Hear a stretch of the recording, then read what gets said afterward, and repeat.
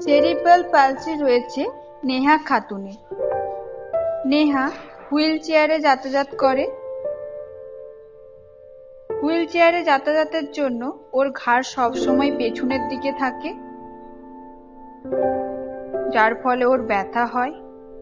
এখানে দেখুন একটা প্লাইউড নেওয়া হয়েছে আর দুটো বালিশ নেওয়া হয়েছে।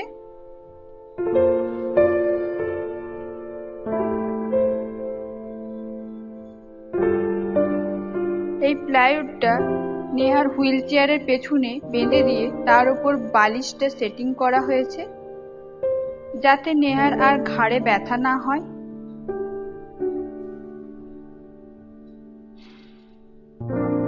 এই হুইল চেয়ার ব্যবহার করে নেহা যাতে আরাম উপভোগ করে।